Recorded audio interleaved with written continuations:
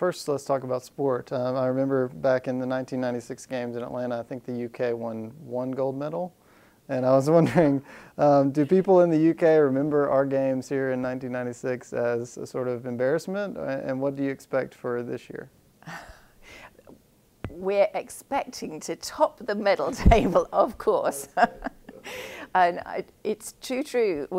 In fact, we last hosted the Olympic Games back in 1948, and America, I'm sure, topped the medal table. But we're definitely going to give the US a run for its money, and other nations as well. Always good to have friendly competition. Here in Atlanta, there have been obviously a lot of events that you've held to kind of keep this in the spotlight. You did the Walk to London, you've done other things. What's been your most memorable experience in preparing for the Games from afar? It's been fascinating to actually observe my own country preparing for the Games.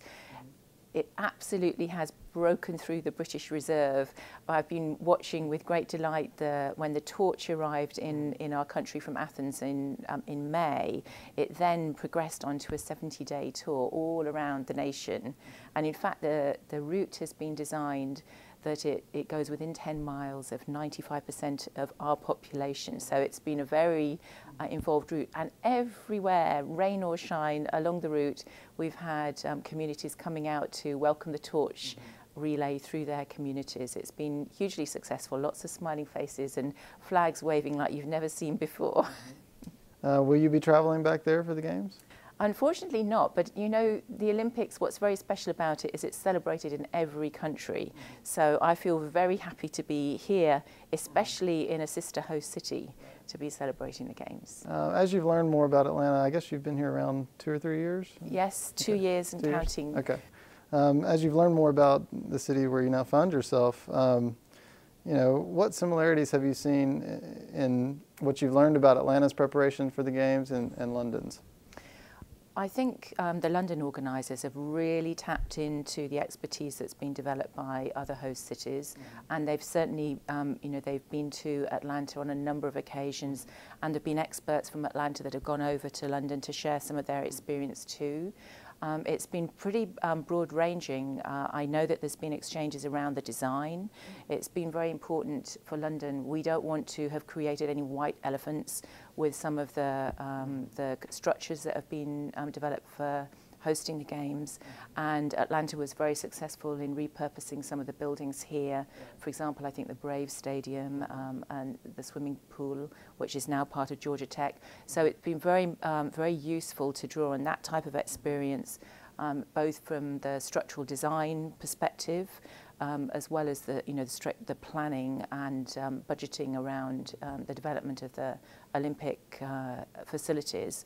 But it's also been in other areas too. So, for example, in security, where Atlanta developed some real, very hard life experience around dealing with security incidents, and that's very helpful indeed, because security planning has been very much at the heart of what we've been doing in London. We want everybody to have a safe and successful Games. Talk about the core of the environmental mitigation and the regeneration projects that have been going on there. Well, we're proud to say we believe London 2012 will be the greenest Games ever. And that's actually started from the very site that was selected for the Olympic Park. It's been a massive regeneration project that's involved cleaning up millions of tons of soil that had been polluted because it had been an industrial site.